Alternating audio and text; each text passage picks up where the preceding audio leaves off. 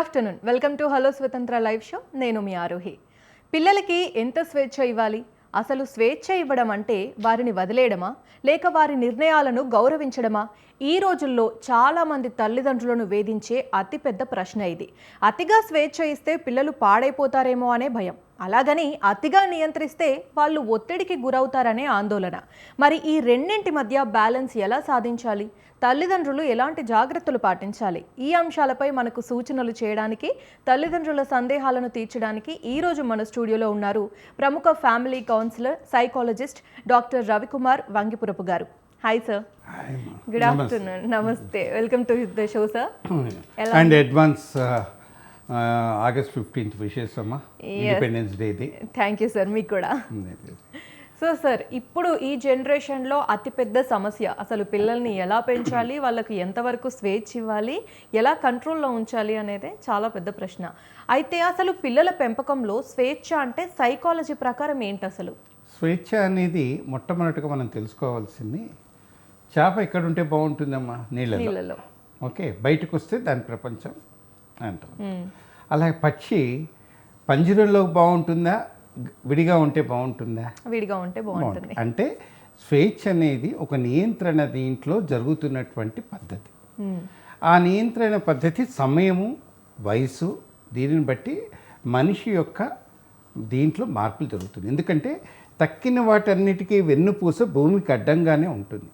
మనిషికి ఒక్కడికే వెన్నుపూస భూమికి ఆపోజిట్లో ఉంటుంది. కాబట్టి దాని నుంచి స్వేచ్ఛ అనేది అతను మాట్లాడే మాట, అతను చేసే పని, వయసు, దీన్ని బట్టి ఎప్పటికప్పుడు అది ఊసరవల్లి అంటాం, మనం చూసాం కదమ్మా, అటువంటి మార్పులు జరుగుతూ వస్తూ ఉంటుంది. అందువల్ల ఈ స్వేచ్ఛని ఒక వస్తువుతో కానీ దేంతో మనం పోల్చలేం. ఈ పెద్ద కొడుకుకి ఈ విధంగా చేసాం కదా అని చెప్పి చిన్న కొడుకు అలా చేయలేం. పెద్ద కూతురికి ఈ విధంగా చేశాం కదా, కొడుకుకి ఈ విధంగా చేయలేం. అంటే వ్యక్తి యొక్క భావనలు, వ్యక్తి యొక్క ఆలోచనలు అర్థం చేసుకొని దాని ప్రకారంగా ఇవ్వగలిగితే అది ఎలా ఉండాలి అంటే, పేరెంట్స్ టెయిల్ సిస్టర్ అంటారు. అంటే వాళ్ళకి చెప్పే విధానాన్ని ఎక్కడ ఉంచాలి, ఎక్కడ ఉంచకుండా వదిలేయాలి, ఎక్కడ పట్టుకోవాలి, ఎక్కడ వదలాలి, ఇవి తెలిసిన దాన్ని స్వేచ్ఛ అంటారమ్మా. ఓకే, మరి సార్ ఇప్పుడు పిల్లలకి స్వేచ్ఛ ఇవ్వడం అనేది వారి మానసిక ఎదుగుదలకు ఎంతవరకు ఇంపార్టెంట్? చాలా ఇంపార్టెంట్ అమ్మా. పిల్లలకి ఏంటంటే ముఖ్యంగా 3 రకాలైనటువంటి పిల్లలు ఉంటారు. ఆ 3 రకాలైనటువంటి పిల్లలకి ఏంటంటే, ఎవరన్నా ఏదైనా గట్టిగా ఈ పని చెయ్యి అన్నప్పుడు చేయటం ఇష్టం ఉండదు. వాళ్ళంతా వాళ్ళు ఒక పని చేస్తున్నప్పుడు, వాళ్ళు ఏదైనా చెప్తున్నప్పుడు మనం విని అరే ఇది అని చెప్పి వాళ్ళతో పాటు కలిసి పనిచేస్తే ఒక రకమైనటువంటి అండర్స్టాండింగ్ పెరుగుతుంది. రెండోది చూసి అనుకరించి, అంటే దాన్ని ఫాలో అవుతారు చూసి. ఎప్పుడైతే మనం ఒక పని చేస్తూ నువ్వు చేయట్లేదు, నువ్వు నాకు ఎలా చెప్తున్నావు అనే దీనికి ఇది. మూడోది, నాన్న ఈ పని చేస్తే ఇది లాభం ఉంటుంది, ఈ పని చేస్తే చూడు, ఈ పని దీనివల్ల నువ్వు ఇట్లా ఇది అవుతావు, వాళ్ళకి అండర్స్టాండింగ్ పెంచుతూ చేస్తే అదొక విధానం. అందువల్లే అంటారు మొక్కై వంగందే మానయ్య వంగదు అన్నప్పుడు. 9 ఏళ్ల దాకా మనం ఇవ్వవలసినవి చాలా ఉన్నాయమ్మా. 9 ఏళ్ల తర్వాత వాళ్ళల్లో ఒక నైపుణ్యత పెరుగుతుంది, దాని ప్రకారంగా మార్పు అనేది జరుగుతుంది. ఎప్పుడైనా సరే పిల్లలని ఒత్తిడి లోను కానుకోకుండా ఆటపాటలతో కానీ, లేకపోతే మాటలతో కానీ, కథలతో కానీ వాళ్ళని ఆకర్షించవలసిన శక్తి. అందుకని చూడండి, అమ్మమ్మ తాతల దగ్గరికి ఎవరి దగ్గరికైనా వెళ్తే పిల్లలు చాలా ధైర్యం ఎక్కువ అవుతుంది. అదే కొన్ని విషయాలలో ఆడపిల్లలకి తండ్రి దగ్గర ఎక్కువ ఫ్రీడమ్ ఉంటుంది, మగపిల్లలకి వచ్చేమో తల్లి దగ్గర ఫ్రీడమ్ ఉంటుంది. అంత మాత్రాన తల్లిదండ్రులు ఇద్దరు కూడా పిల్లలకి ఏదైనా చేస్తున్నప్పుడు ఇది ఆడపిల్ల మగపిల్ల అని తేడా లేకుండా కొన్ని విషయాల పట్ల ఒకటే రూల్లాగా ఉంటూ చెప్పే విధానంలో, చేసే విధానంలో, ఏంటి ఇంట్లో పనులన్నీ నేనే చేయాలా, అన్నయ్య చేయడా అని అడిగినప్పుడు దానికి చెప్పే సమాధానం ఏంటి, మనం ఎలా చేయాలి, అన్నకు కూడా ఎలా నేర్పించాలి, ఎవరికి చేయాలని మొట్టమొదటిగా తెలుసుకోవాలి. దాని తర్వాత స్వేచ్ఛ అనే దాన్ని ఎక్కడో మార్కెట్లో వెళ్ళి కొంటే దొరికి వచ్చేది కాదు. ఇది మాట యొక్క నమ్రత, మాట యొక్క విజ్ఞానం, మాట యొక్క అందం, ఈ మూడిటిని కలిపితేనే అది ఒక విధమైనటువంటి స్వేచ్ఛ ఏర్పడుతుంది. స్వేచ్ఛ కావాలన్నప్పుడు కొంతమందికి వానలో తడుస్తున్నప్పుడు వాన చినుకుల్లో ఆడుతున్నప్పుడు ఒక ఆనందం ఉంటుంది.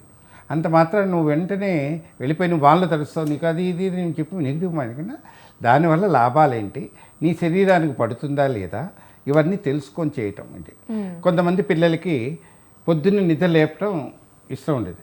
లేదా ఇవాళ ఆదివారం కదా మనం లాంగ్ డ్రైవ్కి వెళ్తున్నాం పదా అని చెప్పి ఏంటి వాడు 3:30కి లేచి కూర్చొని 4 గంటలకు లేచి రెడీ. అంటే వాళ్ళకి కొన్ని నేర్పించేదాకా, వాళ్ళకి తెలిసేదాకా కొన్ని విషయాలలో మనం ఓపికగా ఉండాలి. ఎలా అయితే బంగారాన్ని బాగా కాల్చిన తర్వాత దాన్ని ఒక ఇలా మార్పు చేస్తారో, పిల్లల మనస్తత్వంలో కూడా మొట్టమొదటిగా సున్నితంగా వాళ్ళ యొక్క దీనికి ఆలోచించేయాలి. మార్పు ఎప్పుడు కూడా పిల్లల కోసం కాదమ్మా, కుటుంబం కోసం ఉండాలి. మార్పు ఎప్పుడూ కూడా కుటుంబంలో నలుగురికి ఆనందం కలిగించే విషయం. స్వేచ్ఛ అనేది ఇతరులను ఇబ్బంది పెట్టకూడదు. స్వేచ్ఛ అనేది తన స్థాయికి మించి ఓవర్గా బిహేవ్ చేయకూడదు. రెండోది, స్వేచ్ఛ ఇచ్చారు కదా అని ఎవరు పడితే వాళ్ళని అంటే మర్యాద లేకుండా మాట్లాడకూడదు. These all implemented to the such way mind అనేది వాళ్ళకి అది వికాసంలోకి రావాలి, ఓపెన్ అవ్వాలి. అది అయినప్పుడు వాళ్ళ ఆలోచనలో కానీ వాళ్ళ యొక్క నైపుణ్యతలో కానీ చాలా మార్పు వస్తుంది. స్వేచ్ఛ అంటే ఊపిరి. ఒక పరుగు పందెంలో వెళ్ళిన తర్వాత పరిగెత్తుకుంటూ వస్తాడు. వాడు ఆగిపోయిన తర్వాత ఒక నీళ్ళు ఇస్తే తాగి అబ్బా అంటే ఎంత చక్కగా రిలీట్ అవుతాడో, స్వేచ్ఛ దానికంటే ఎక్కువ ఆనందం ఇస్తుంది. మరి స్వేచ్ఛ ఇచ్చే టైంలో మనకంటే చిన్నపిల్లలకి ఒక రకంగాను, టీనేజ్ పిల్లలకి ఒక రకంగాను ఇవ్వాల్సి ఉంటుంది. సో వయస్సుని బట్టి స్వేచ్ఛ ఇవ్వడంలో మార్పులు ఎలా ఉంటే మంచిది? చాలా అవసరం మా వయసుని బట్టి ఇవ్వటం. చిన్నపిల్లలకి ఏదైనా చెప్తున్నప్పుడు ఇగో వాళ్ళని ఎక్కువగా భయపెట్టడం కానీ వాళ్ళకి చేయకుండా వాళ్ళతో చేస్తూ దానన్నా మన ఇద్దరం కలిసి చాలా రోజులు అయిన నువ్వు నాతో వచ్చావని చెప్పి మనం వెంబడి కొన్ని తీసుకెళ్తూ మనం చేస్తున్నప్పుడు వాళ్ళు అబ్జర్వ్ చేయటం. వాళ్ళకి చాలా అమ్మ నువ్వు 10 రూపాయలు ఇచ్చావు వాడిని కరెక్ట్ చిల్లర ఇచ్చాడా అని అయినప్పుడు నాకు తెలుసు అనకూడదు. అవునా నాన్న నువ్వు చూడు ఒకసారి చూడు, నేను ఇచ్చాను, నేను కొన్నది 4 రూపాయలు, నీకు తక్కిన 6 రూపాయలు అంతే లేదని వాడికి ఇస్తే he will become elevated leader. ఓహో నాకు ఇంత ఇది ఉందా అని అది స్వేచ్ఛ ఇచ్చినట్టే కానీ నేర్పించే విధానం. అదే టీనేజర్ దగ్గరికి వచ్చేసరికల్లా వాళ్ళలో చాలా జాగ్రత్తగా మాట్లాడాలి. అది ముళ్ళపైన ఒక బట్ట పడితే మనం తీసేటప్పుడు ఎంత జాగ్రత్తగా తీస్తామో వాళ్ళ ఆలోచనలను అర్థం చేసుకుంటూ, లేకపోతే నా మాట ఎవ్వరు వినరు, నాకేం చెప్పినా మీరెవ్వరు నో అంటారు, ఇవన్నీ ఎక్కువ ఉంటాయి. మెయిన్గా వాళ్ళకి టీనేజ్ టెంప్టేషన్స్ అనేవి చాలా ఉంటాయి. ఆ టెంప్టేషన్స్ వీటిలలో ఎందుకు మనం కొన్ని విషయాలలో నో చెప్పాలి, ఎందుకు విజయం? ఎందుకంటే మనం చాలామందిని చూసాం, పెద్ద పెద్ద సెలబ్రిటీస్ వాళ్ళ పిల్లలకి పెద్ద పెద్ద బైక్స్ అవన్నీ ఇచ్చేసేసి వాళ్ళ పిల్లల్ని కోల్పోయి తర్వాత వాళ్ళ జీవితాలలో ఎంత బాధపడుతున్నారో మనం చాలా చూసాం. దీంట్లో ఎవరు మినహాయింపు లేదు. అదే పిల్లలు, అదే టీనేజరు మన జాతీయ పతాకాన్ని ఎక్కడన్నా తీసుకెళ్ళి పైకి వేసి మన జాతీయ గీతం పాడి ఒక మెడల్ తీసుకొని వచ్చినప్పుడు, ఎయిర్పోర్ట్ నుంచి ఎంత స్వాగతం పలికినప్పుడు వాళ్ళు ఆ రోజు నాడు ఓహో మేము 18 గంటలు పనిచేసి దీని మీద ఈ పతాకం తెచ్చినప్పుడు ఇంత ఇది ఉంటుందా అని ఉత్సాహం పెరుగుతున్నప్పుడు ఆ స్వేచ్ఛ వేరుగా ఉంటుంది. అంటే అదొక గుర్తింపు, స్వేచ్ఛ. రెండోది, టీనేజ్లో ఈ పని చెయ్యొద్దు అన్నప్పుడు ఆ పని చేయటంలో వాళ్ళకి ఎక్కువ ఆనందం ఉంటుంది. దాన్ని ఎక్కడ ఎందుకు స్థానం అంటే తెలియాలి. చాలా మటుకు ఏమవుతుందంటే పిల్లల్ని కొంత మటుకు కూబస్థ మండూకంగా మారుస్తాం అని కొన్ని విషయాల పట్ల చెప్పం. నీకు అవసరమా ఇది, ఇప్పుడు నీకు ఇదే మా ఇవన్నీ నువ్వేమైనా తేలుస్తావా, అసలు నువ్వు నీ జీవితంలో మార్కులు ఎప్పుడైనా సరిగ్గా వచ్చాయా, నీకు ఇది వచ్చాయని కానీ మార్కులతో కన్నా కూడా కావాల్సిందంటే చదువు దీంట్లలో జీవితంలో బతకవలసిన అంశాలలో నేర్పుకెళ్తే స్వేచ్ఛ పెరుగుతుంది. స్వేచ్ఛ ఇస్తూనే మళ్ళీ మనం బౌండరీస్ పెట్టాల్సిన అవసరం ఎంతైనా ఉంది. మరి ఆ పరిమితులు ఎంతవరకు పెడితే మంచిదంటారు? అది బౌండరీస్ అనకూడదమ్మా దాన్ని ఏమనాలంటే బౌండరీస్ అన్నా కూడా దానికి అంతర్ముఖంగా దానిలో ఉన్నటువంటి ఆలోచనని, ఎందుకంటే టీనేజర్కి కొత్త కొత్త ఆలోచనలు వస్తుంటాయి. ఆలోచన ఎప్పుడు కూడా దాన్ని అణగతొక్కకూడదు. ఆ అణగతొక్కకుండా దానివల్ల జరుగుతున్న విషయాలలో లాభం ఎంత, నష్టం ఎంత, దీనివల్ల ఏం జరుగుతుంది.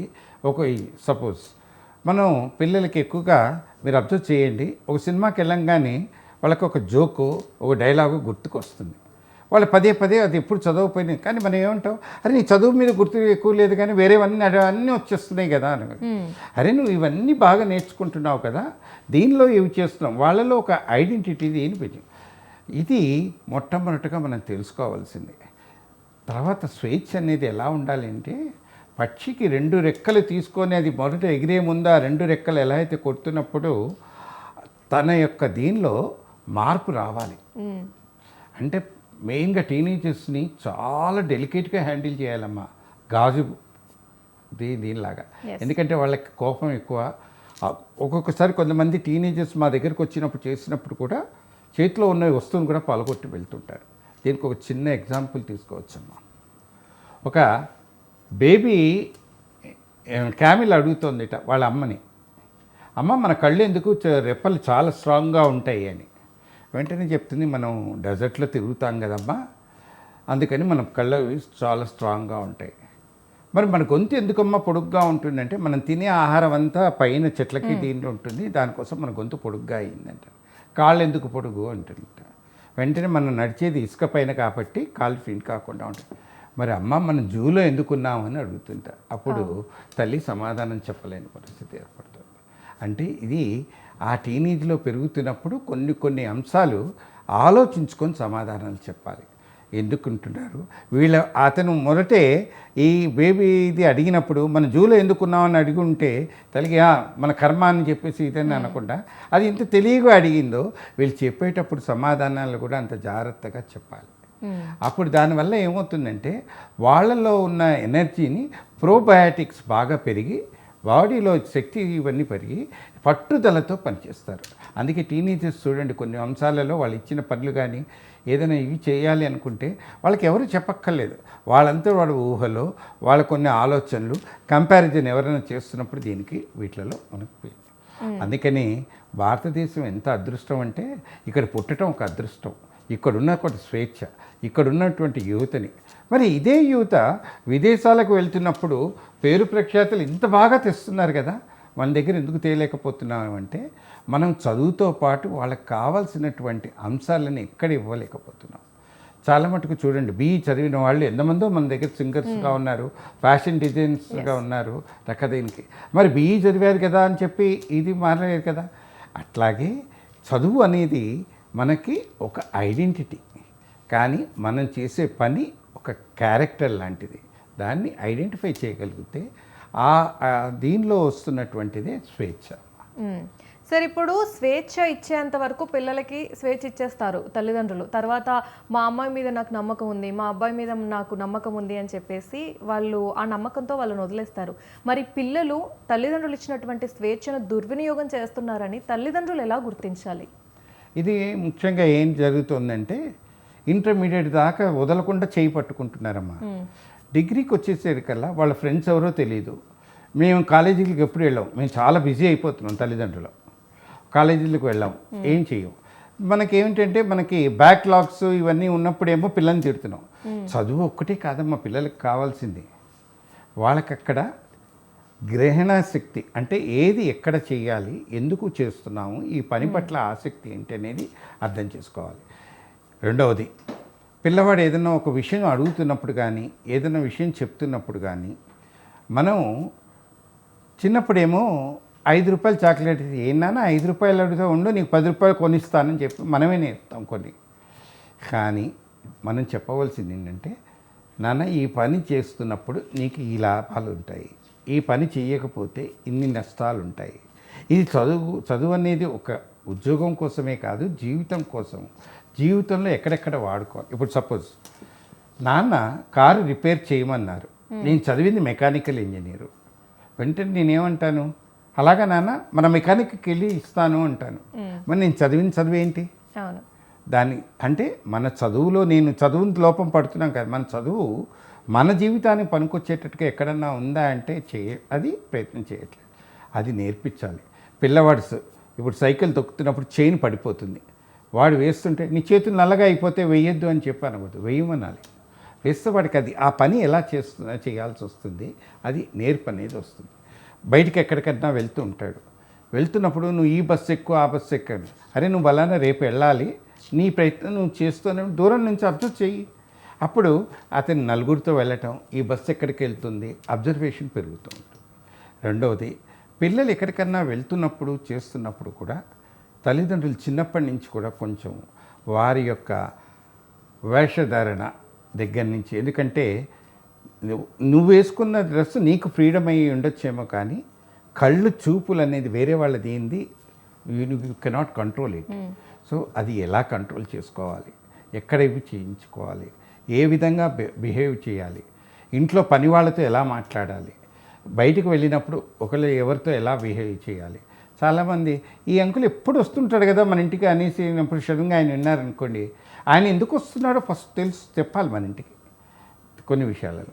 తర్వాత ఎవరికైనా హెల్ప్ చేస్తున్నప్పుడు మన ఇంట్లోనే ఇంత హెల్ప్ చేసామని చెప్పకూడదు. ఇది మనం చేయటం వల్ల ఏం జరుగుతుంది, ఇటువంటి దీనివల్ల నీకు ఎటువంటి, ఇప్పుడు చూడమ్మా, బాగా ఆకలిగా ఉన్నవాడికి పొద్దున పూట మీరు వెళ్ళి ఎక్కడైనా ఒక టిఫిన్ సెంటర్లోకి వెళ్ళి ఒక 10 ఇడ్లీలు ప్యాకెట్లు కట్టేయండి, ఆకలిగా ఉన్నవాడికి మీరు ఇవ్వమని, కానీ ఇది ఒక అరగంటలో జరగాలని చెప్పి పిల్లల్ని పంపిమంటే ఎవరు పడితే వాడికి ఇవ్వకుండా వాడిని అబ్జర్వ్ చేసి ఇవ్వమనండి, వాళ్ళు చాలా బాగా పనిచేస్తారు. ఎందుకంటే టీనేజర్కి అబ్జర్వేషన్స్ ఎక్కువ. వీళ్ళకి ఇస్తే ఇతను బాగానే ఉన్నాడు, ఇతని పెద్దవామె పాపం ఇవ్వలేదా అంటే వాళ్ళకి కొన్ని నేర్పించవలసింది.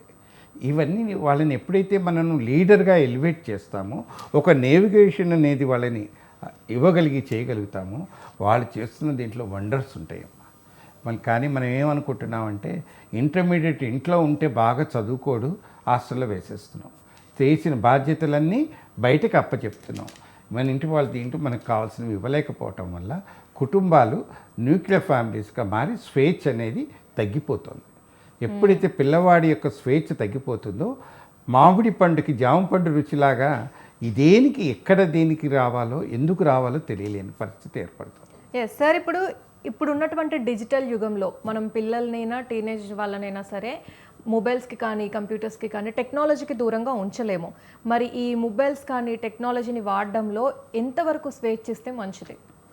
టెక్నాలజీలో స్వేచ్ఛ ఇవ్వటం చాలా మంచిదమ్మా.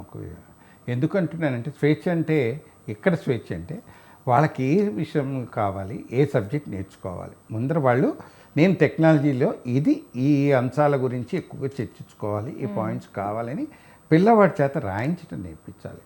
చేసిన తర్వాత అవి వాళ్ళకి ఇస్తూ మనం ఇంట్లో కూడా కూర్చొని కొంచెం డిస్కషన్స్ చేయాలి. టెక్నాలజీ అనేది ఇప్పుడు మనం వాతావరణంలో రేపు వాన పడుతుంది, ఈ ఎండలు ఇది ఉంటుంది, క్లైమాటిక్ కండిషన్స్ ఇవన్నీ ఉన్న దీనికి ఉపయోగపడుతుంది. అది వాళ్ళకు ఉపయోగపడే తరంగా మార్చాలి, కానీ అది పొగడితే తరంగా మారకూడదు. రెండవది, టెక్నాలజీ అనేది కూడా అమ్మ అది నియంత్రించే విధానం కూడా రావాలి. ఆ నియంత్రణ ఎక్కడ ఉండాలంటే ముఖ్యంగా అది బెడ్రూమ్స్లలోకి ఎంట్రీ కాకూడదమ్మా ఎవరికైనా కానీ, తల్లిదండ్రులకు కానీ పిల్లలకు కానీ. అక్కడ ఏమైపోతుంది, టెక్నాలజీ ఎప్పుడైతే ఇది ఏంటి ఓవర్గా యూటిలైజ్ చేసి నెగిటివ్గా చేస్తున్నప్పుడు పిల్లలు పాపం ఒక రకంగా మాట్లాడుతుంటే అవతల వ్యక్తి వీళ్ళని దీన్ని అడ్వాంటేజ్గా తీసుకుంటున్నారు, అది పిల్లలకి తెలియదు. అది మొట్టమొదటిగా మనం పిల్లలకి అండర్స్టాండ్ చేయాలి. రెండోది, డాక్టర్ దగ్గరికి వెళ్ళినప్పుడు మనం ఏంటి మనకున్న బాధ ఏంటో ముందర చెప్పి ఆ బాధ దేన్ని విని చేసిన తర్వాత ఆయన చెప్పిన ప్రికాషన్స్ ఎట్లా అయితే తీసుకుంటామో టెక్నాలజీని కూడా ఒక డాక్టర్ లాగా చేయగలిగి మనకు కావాల్సింది ఏంటి, అందుకనే ముందర పేపర్ మీద రాసుకొని మనకి ఎంత మటుకు తీసుకోవాలి, ఏ సబ్జెక్ట్ మీద మనం చేసుకోవాలన్నప్పుడు దాని నుంచి వచ్చే ఇది ఉంటుంది. రెండవది, జనరల్గా టీనేజర్స్కి వాళ్ళ వయసులో ఉన్న వాళ్ళు చేస్తున్న దాన్ని కంపారిజన్ ఎక్కువగా ఉంటుంది. దాన్ని ఎందుకు ఎక్కడ అవసరం ఎక్కడ నియంత్రించాలి, ఇది తల్లిదండ్రులకి కొంచెం తెలియాలి. మూడో విషయం, డబ్బులని పిల్లలకి టెక్నాలజీ వైజ్ ఇస్తున్నప్పుడు అకౌంటబిలిటీ ఉండాలి. అది చాలా మటుకు మిస్ అవుతున్నాం. ఏముంది 250 రూపాయలే కదా కడతామని మూట కడతారు, అది వారం రోజుల్లో అయిపోగానే దాన్ని ఎలా నియంత్రించాలి వాళ్ళ దీనికి అంటే ఫైనాన్షియల్ మేనేజ్మెంట్ కూడా పిల్లలకి నేర్పాలి.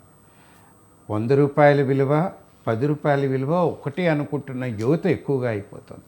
వాళ్ళకి ఆ 100కి 10కి తేడా చెప్పగలిగితే అప్పుడు టెక్నాలజీలో కూడా దాన్ని ఎలా వాడుకోవాలి, ఆ 100 దీనికి ఏం చేయాలి అనేది టెక్నాలజీని ఉంది కదా అని చెప్పి ఓవర్గా వెళ్ళటానికి లేదు, లేదు కదా అని చెప్పి కుంగిపోవటం కూడా కాదు. అది నేర్చుకోగలిగితే యువతకి టెక్నాలజీ చాలా అవసరం అమ్మ. ఎస్, ఇప్పుడు పిల్లలు స్వంతంగా నిర్ణయాలు తీసుకునే స్వేచ్ఛ ఏదైతే ఉందో, అంటే బట్టల విషయం కావచ్చు, చదువు విషయం కావచ్చు, వాళ్ళ స్నేహితులను ఎంచుకునే విషయమే కావచ్చు, ఈ స్వేచ్ఛ అనేది ఏ వయసు నుండి ఇస్తే మంచిది? ఇది ఇవ్వటం అనేది కాదమ్మా, ఫ్రెండ్షిప్ అనేది యాక్సిడెంటల్గా ఏర్పడుతుంది. అవును. అది మీరు వీరితో చేయి వాళ్ళతో చేయలేదు అనేది ఇది ఏ వయసు అనేది. కానీ మొట్టమొదటిగా ఫ్రెండ్షిప్ దీంట్లో ఇంటర్ఫీరెన్స్. కానీ పిల్లలు ఫ్రెండ్స్ అయిన వాళ్ళ తల్లిదండ్రులతో మటుకు మన తల్లిదండ్రులు కూడా ర్యాపో పెంచుకోవాలి ఫస్ట్.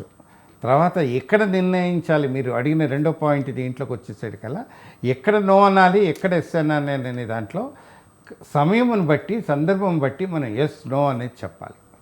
పిల్లవాడు ఎవరన్నా తప్పు చేస్తున్నారని చెప్పినప్పుడు వెంటనే పిల్లవాడిని తిట్టకూడదమ్మా. పిల్లవాడితో కూర్చొని డిస్కస్ చేయాలి. ఏంటి, ఏం జరిగింది, అసలు నిజంగా నీకు ఈ విషయం చేయటానికి కారణం ఏంటి కనుక్కొని చేయటం వల్ల. అందువల్లే అంటారు మన తెలుగులో చక్కటి సామెత ఉందమ్మా, పిల్లల చెప్పు తల్లిదండ్రుల చెప్పులతో సమానమైనప్పుడు ఫ్రెండ్స్గా మారమని చెప్పారు. అది ఏమవుతుంది, అంతేకాని అంతే పిల్లలు దీంట్లో నువ్వేమైనా ఎప్పుడైనా ఏ పనైనా సరిగ్గా చేసావా, అసలు నీకు తిండేదండగా, నువ్వు ఇట్లా ఇవన్నీ చెప్తుంటే వాళ్ళల్లో నీతో షేర్ చేసుకోలేనటువంటి అభిప్రాయాలు పెరగటం వల్ల, బయట వాళ్ళతో షేర్ చేసుకోవటం వల్ల అది అడ్వాంటేజ్గా తీసుకొని మార్పులు అనేది జరుగుతుంది. రెండోది, పిల్లలు ఎప్పుడైనా ఒక విషయం జరిగింది వచ్చి మీతో స్వచ్ఛందంగా చెప్పారు, నాతో వల్ల ఇలా పొరపాటు జరిగింది, వెంటనే రియాక్ట్ అవ్వకూడదు. ఒకరు రోజు 2 రోజులు కూల్గా అయ్యి తర్వాత కూర్చొని వాళ్ళతో డిస్కస్ చేయండి. అప్పుడు వాళ్ళకి అది అర్థమవుతుంది, మార్పు రాగలుగుతుంది. ఆ మార్పు నుంచి స్వేచ్ఛ. నేను అందుకనే చెప్పాను, చేప నీళ్ళల్లో ఉన్నంతసేపు చాలా ఆనందంగా ఉంటుంది. అదే ఫిష్ ఎక్వేరియంలోకి వస్తే దాన్ని ఎక్వేరియంలోకి టైంకి మనం ఫుడ్ ఇవన్నీ ఇచ్చి చేస్తున్నప్పుడు అన్ని రోజులు చాలా బాగుంటుంది. తర్వాత దానిలో ఏదైనా కొంత మార్పు వస్తే అదే చేప కూడా కొట్టుకుంటుంది. అంటే న్యాచురల్గా ఇచ్చేటటువంటి తత్వాన్ని, మనస్తత్వాన్ని, అభిప్రాయాన్ని, ఈ రెండింటిని ఎప్పుడైతే మనం ఇవ్వగలుగుతామో స్వేచ్ఛకి ఒక చక్కటి అర్థం కల్పించినటువంటి భారతదేశంలో ఎంత స్వేచ్ఛ ఉందంటే ఏ దేశంలో బయట దేశాలలోకి వెళ్ళినా కూడా స్వేచ్ఛకి ఇంత పెద్ద స్థానం వేసింది లేదమ్మా. ఓన్లీ అందువల్లే ఈ దేశంలో పుట్టిన ప్రతి ఒక్క పౌరుడికి అదృష్టవంతుడే అని చెప్పాలి. ఇక్కడ స్వేచ్ఛ ఒక బాగుంటుంది. రెండవది, మీకు ఏదైనా అభిప్రాయం ఉంటే దాని నుంచి చెప్పగలిగే ఇది సామర్థ్యం కలిగిన పెంపొందించుకోవచ్చు. మూడవది, పిల్లలు ఎప్పుడు కూడా చాలా గ్రేట్ అమ్మ. అసలు వాళ్ళకని అర్థం చేసుకొని పెడితే ఒక కలాం లాంటి వాళ్ళు మళ్ళీ భవిష్యత్తులో తన దగ్గర డబ్బులు లేవు, ఏమీ లేకపోయినా వివేకానంద ఇటువంటి దీనిలో వచ్చారో ఎన్ని రకాలైనటువంటి ఈరోజు కూడా మన కీర్తిని ఎట్లా చేయగలుగుతున్నారు. ఇప్పుడు ఇస్రోలో పనిచేస్తున్న 200 మంది యంగ్ సైంటిస్టులు ఎంత ఇదిగా పనిచేస్తున్నారో ఇవన్నీ తెలుసుకోగలిగితే విద్యార్థి, టీనేజరు దేశానికి వెన్నుపూస లాంటి వాళ్ళ. ఎస్, కానీ సార్ ఇప్పుడు సమాజంలో జరుగుతున్నటువంటి కొన్ని సందర్భాలు ఏవైతే సంఘటనలు ఉన్నాయో వాటి వల్ల తల్లిదండ్రులు పిల్లలకి స్వేచ్ఛ ఇవ్వాలంటే చాలా భయపడుతున్నారు. మరి ఆ భయాన్ని దాటి పిల్లలకు స్వేచ్ఛ ఇవ్వడం ఎలా సాధ్యం? ఇది ముఖ్యంగా మనం ఒక చిన్న విషయాన్ని ఆలోచించాలి. 10 దీంట్లో 1, 2 నెగిటివ్ జరుగుతున్నాయి. దానికి జరగటానికి ముందర ఎప్పుడన్నా కానీ అతనున్న పరిస్థితులు, అతను పెరిగిన పరిస్థితుల గురించి ఎప్పుడైనా అనలైజ్ చేశారా? అతను చేసిన తప్పు అంటున్నారు కదా, ఆ తప్పనే ముందర అతను పెరిగిన వాతావరణం ఏంటి, అతను చేసినది ఏంటి అనేది ఎవరూ ఆలోచించట్లేదు. రెండవది, ఒక మనిషి తప్పు చేస్తున్నాడు అన్నప్పుడు, మేము చెల్లపల్లి జైల్లో వెళ్ళినప్పుడు కూడా చాలాసార్లు మాట్లాడినప్పుడు వాళ్ళు జరుగుతున్నది ఇంట్లో మంచి మంచి ఎంటెక్ చదివిన వాళ్ళు, మంచి మంచి చదువుకున్న వాళ్ళు కూడా అక్కడ ఉన్నారమ్మా. కారణాలు ఏంటంటే చిన్న విషయంలో వాళ్ళ దీంట్లో ఇగో ప్రాబ్లమ్స్ వల్ల జరిగిన దీంట్లో వాళ్ళకి ఆ విధమైనటువంటి పౌరుషంతో చేసినటువంటి పనులు తర్వాత వాళ్ళలో చాలా చేంజెస్ ఉంటాయి. కానీ మనం ఏం చేస్తున్నామంటే నిజము అన్న దాన్ని కుండలో నీళ్లు పోసినప్పుడు కుండలో నీళ్ళన్నీ కూడా తాగటానికి రావు. కొన్ని కుండలో నుంచి ఇది ఎవాపరేట్ అయిపోయి కుండ చల్లదనానికి పనికొస్తాయి. అది తెలుసుకోవాలి.